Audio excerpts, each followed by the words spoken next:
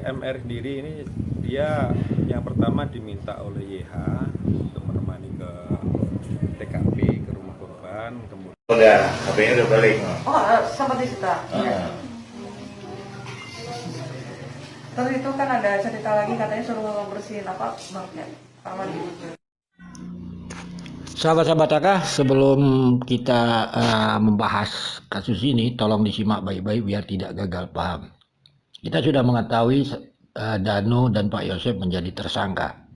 Sahabat-sahabat AK, sebelum kita membahas itu, mau kilas balik sedikit tentang foto banpol, sahabat-sahabat AK. Ini ada lucunya ini.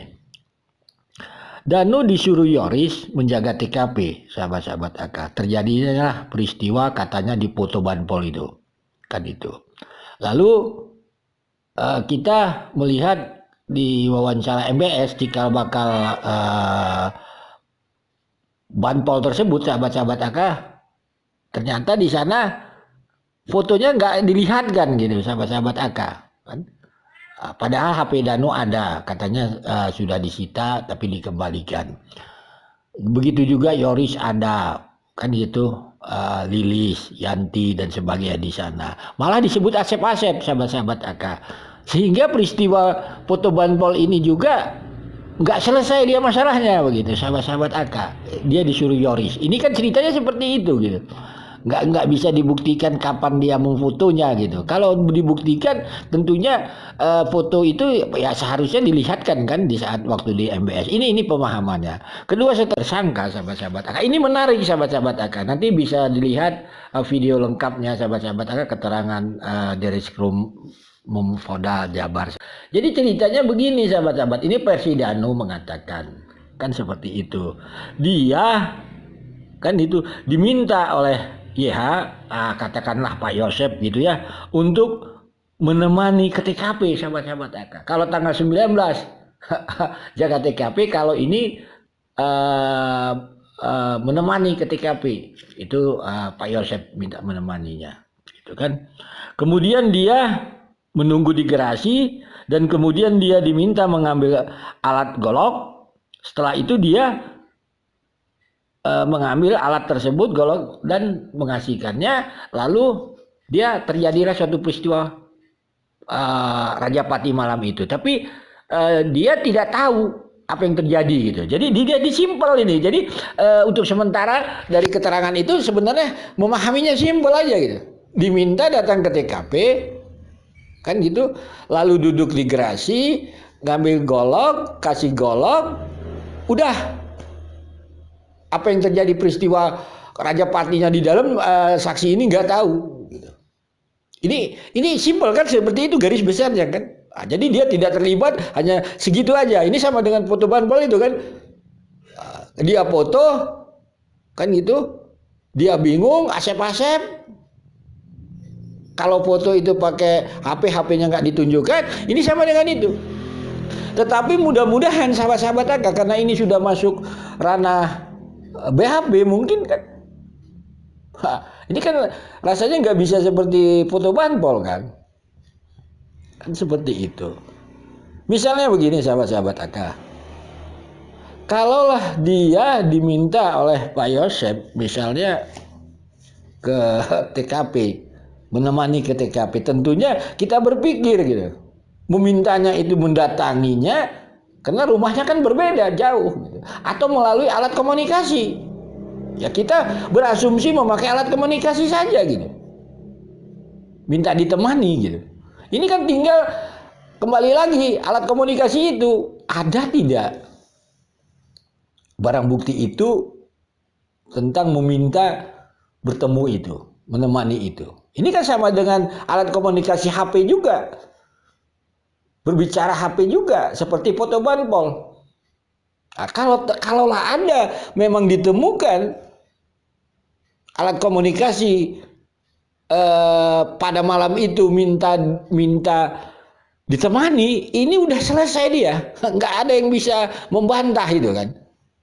Tetapi kalau ini nggak ada gitu, terus nanti meminta datang ke TKP menemani itu pakai alat apa gitu? Atau didatangi, datangnya di mana? atau mintanya melalui batin dan sebagainya, nggak tahu. Sebenarnya ini simple, sahabat-sahabat AKA, kalau dari jalan kronologis itu. Begitu juga mengenai golok gitu kan. Nah, ini kan tentunya mudah juga kalau ini barang buktinya ada gitu. Kan tentunya ada sidik jari dan sebagainya, sahabat-sahabat AKA. Jadi kalaulah ini semua fakta, cerita ini tidak sulit. Tidak sulit juga.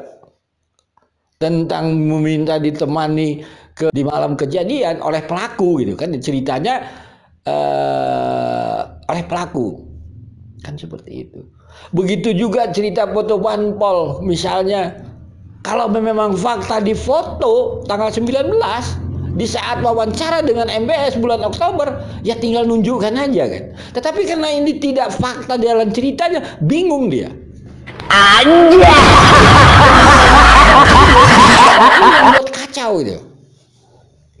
Apakah peristiwa yang diceritakan Persidanui ini diminta datang ke TKP, kan begitu.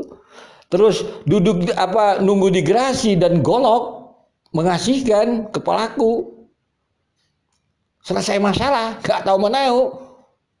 Kan seperti itu benar terjadi gitu. Versi ini gitu. Kan kita berpikir simpel kok. Kalau memang ini fakta yang ceritanya ini gampang aja gitu. Meminta datang tentunya ada pertemuan atau ada komunikasi. Kalau komunikasi tentunya pakai alat komunikasi zaman sekarang canggih, yaitu HP. Ini kalau ditemukan komunikasi meminta datang di sana, selesai ini masalah gitu. Tetapi kalau nggak ada, ini buat bingung kita nanti nih. Ini yang kebilang gitu. Tapi mudah-mudahan ini karena udah masuk ke ranah penyidik gitu. Rasanya penyidik juga udah ada gitu. Tapi kalau sudah ada, nggak bisa mengelak secara hukum. Karena hukum ini bicara fakta kan. Begitu juga ini tentang golok ini kan. Golok ini juga sahabat-sahabat AKA gitu.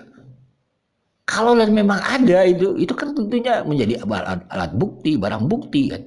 Jadi cerita lengkap ini, tetapi sekali lagi mudah-mudahan cerita versi Danu ini atau tersangka ini jangan seperti foto panpol. Kasihan nanti penyidik gitu. Kan begitu. Kita berdoa saja gitu. Karena kan katanya Danu ini jujur kan sekarang kan. Pembuka kasus kan. Karena kita ingin penyidik ini disuguhkan dengan cerita-cerita fakta gitu. Jangan mempersulitnya lagi nanti.